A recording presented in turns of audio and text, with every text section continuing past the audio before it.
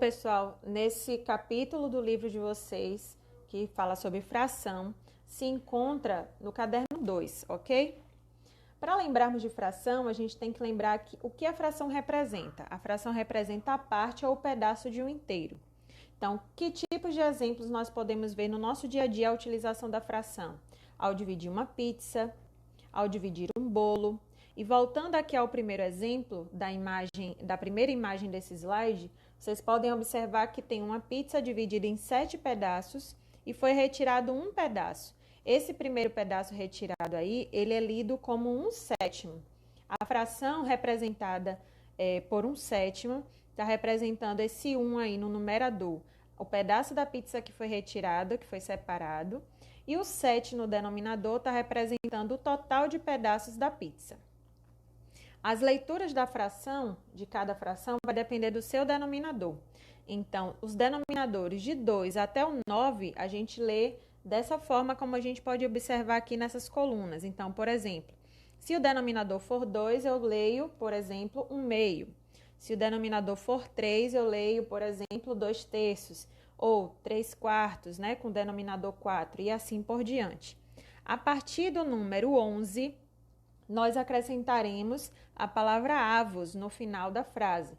Então, por exemplo, se eu tiver a fração com numerador 3 e denominador 11, eu vou ler 2/11avos, e assim por diante.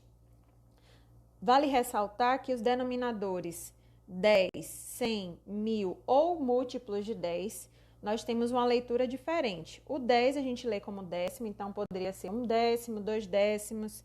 Se o denominador for 100, nós lemos como centésimo, então poderia ser 1/100, 2/100.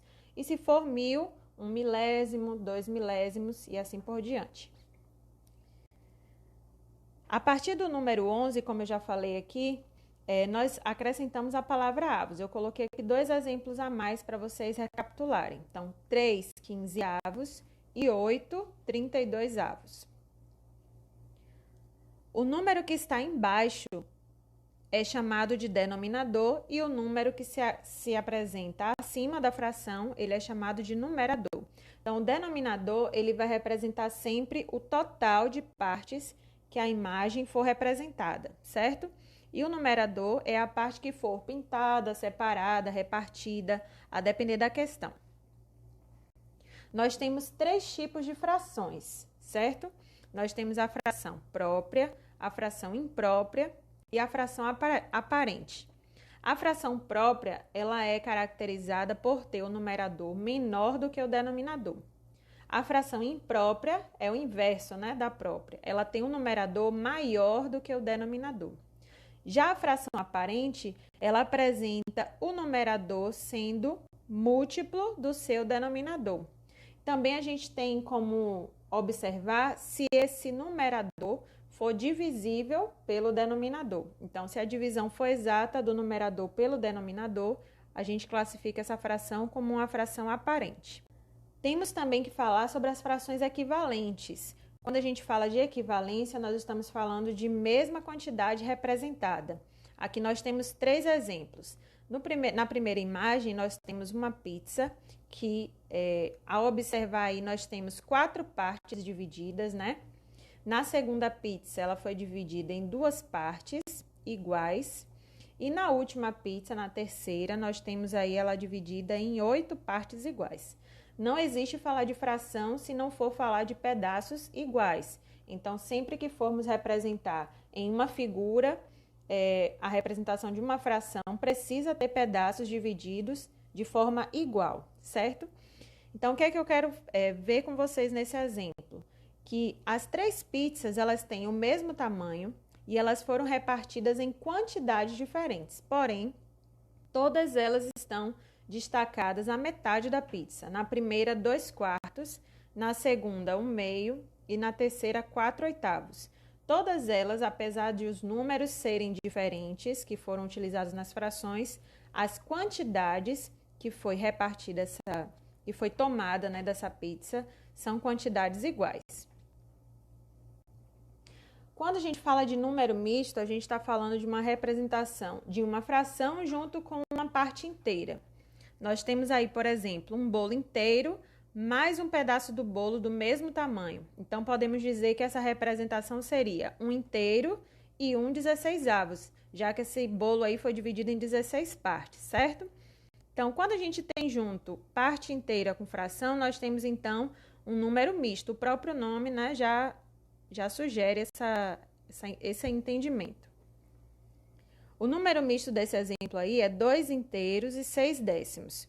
O 2, ele vem à frente da fração e ele representa a parte inteira que a gente quer falar nessa situação.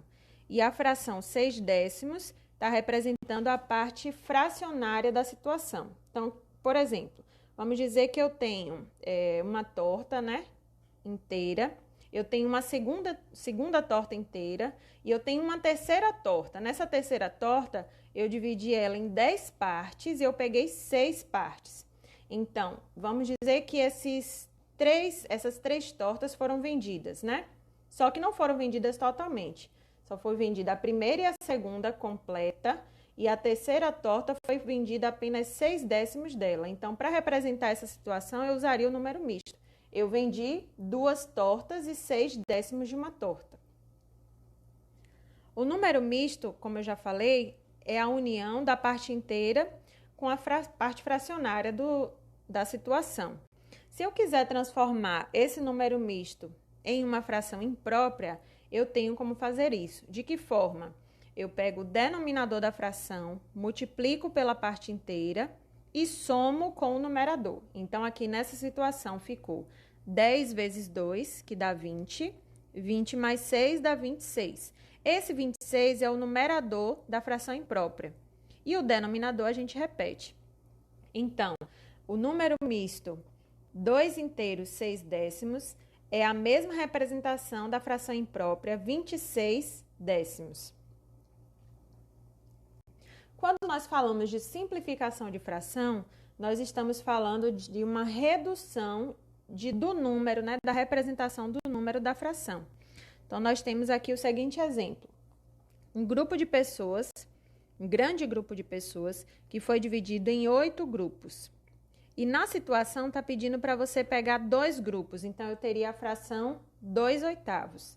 É mais fácil a gente repartir essa multidão em 8 grupos e pegar 2 grupos, ou pegar essa mesma multidão, essa mesma quantidade de pessoas, dividir em 4 grupos e pegar só um grupo de pessoas. Com certeza o segundo exemplo, né? Bom, simplificar uma fração é escrever da forma mais simples possível. E quanto mais simples a fração, melhor para utilizar nos cálculos. Nesse exemplo, nós temos as frações 16/24avos. E eu dividi no primeiro exemplo por 2, porque o 2 divide os dois números, o numerador e o denominador, ao mesmo tempo. Então, 16 dividido por 2 dá 8, 24 dividido por 2 dá 12. Ou eu também poderia dividir por 4. 16 dividido por 4 dá 4, 24 dividido por 4 dá 6. Ainda teria a possibilidade de dividir por 8. Aí ficaria 16 dividido por 8, que dá 2, 24 dividido por 8, que dá 3. 2/3 seria a fração irredutível dessa situação. Quando nós dizemos que uma fração é irredutível, é porque nós chegamos na forma mais simples possível dessa fração. Agora vamos falar sobre a adição de frações. Vocês viram no 5º ano que quando nós temos frações com o mesmo denominador, essas frações elas podem ser somadas, os numeradores, e repetir o denominador. Então, nós temos aí a seguinte situação, que Carlos tem 4/6 de uma barra de chocolate e Maria tem 5/6 da mesma barra de chocolate. A situação quer que a gente descubra quanto eles dois têm juntos. Se as duas frações possuem o mesmo denominador, então nós podemos somar 4 mais 5, que dá 9, e repete o denominador, que é 6. Então, os dois juntos possuem 9/6 dessa barra de chocolate. Poderia ser simplificado esse resultado aqui? Sim, poderia. O 9 e o 6, eles podem ser divisíveis por 3. Então, 9 dividido por 3 daria 3 e o 6 dividido por 3 daria 2. Teríamos a fração irredutível, então, 3/2. Quando vamos adicionar frações, a gente precisa prestar atenção nessa situação, que os denominadores precisam ser iguais. E aí a gente soma os numeradores, como eu já falei. Mas e quando as frações não tiverem o mesmo denominador, o que é que a gente vai precisar fazer?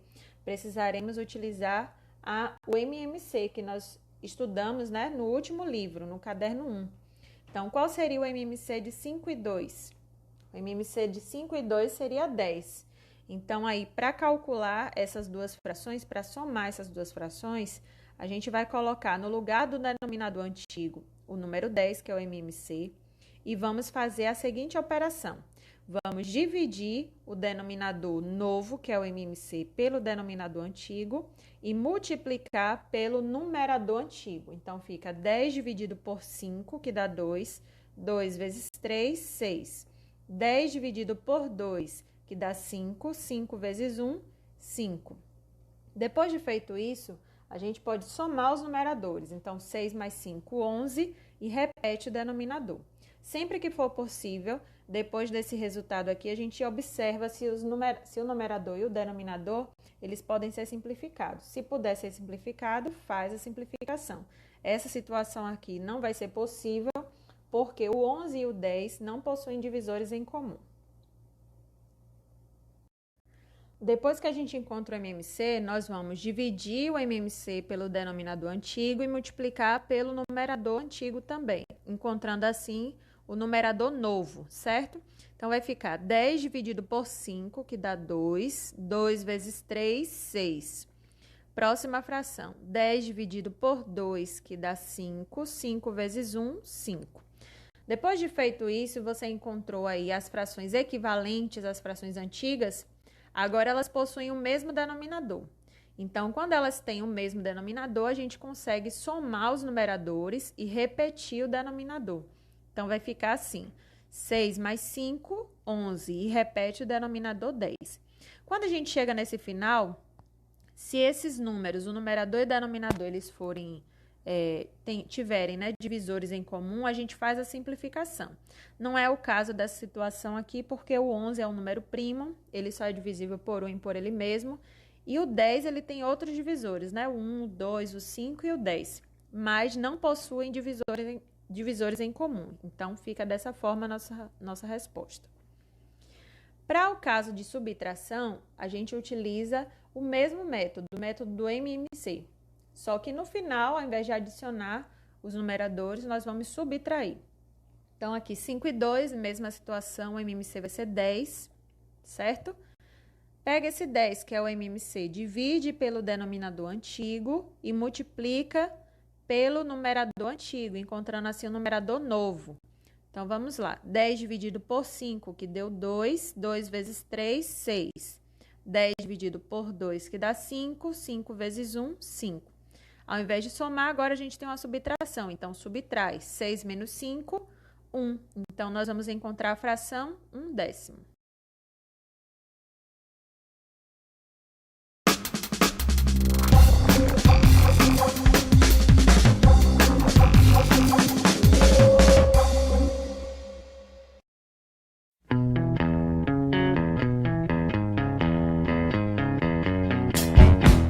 Olá, seja bem-vindo ao Curtas Matemáticos.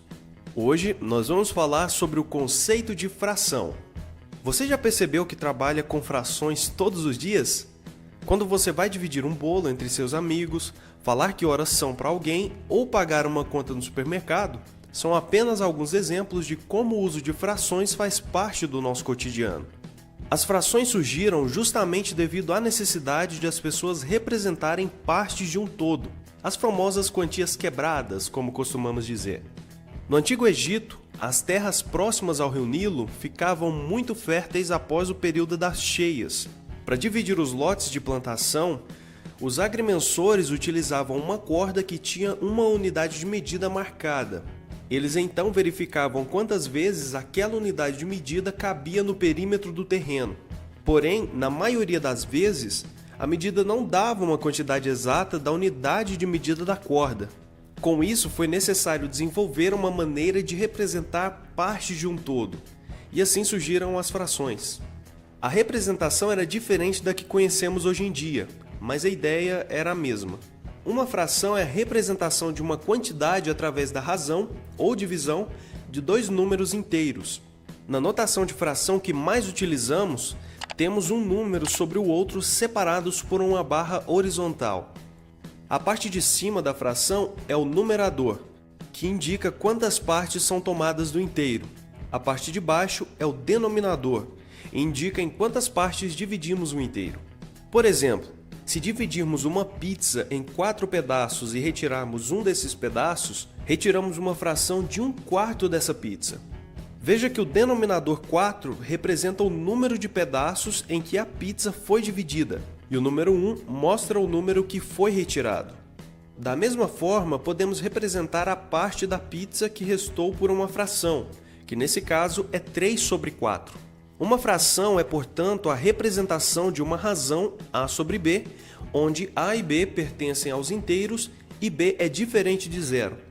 Toda fração tem uma representação decimal, que pode ser da forma exata, como por exemplo o número 0,5, ou pode ter infinitas casas decimais depois da vírgula, que se repetem de período em período, que são as dízimas periódicas.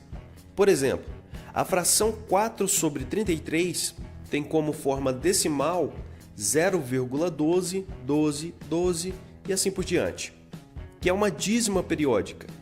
E dizemos que seu período é 12, porque é o número que se repete infinitamente. Além do uso das reticências, podemos representar esse número na forma decimal, colocando um traço sobre o período. Com as frações, também podemos realizar diversas operações matemáticas, como adição, subtração, multiplicação, divisão, potenciação e radiciação. Nos nossos próximos vídeos falaremos sobre as principais operações envolvendo frações. Se inscreva no nosso canal e continue acompanhando os nossos vídeos. Até o próximo Curta Matemático!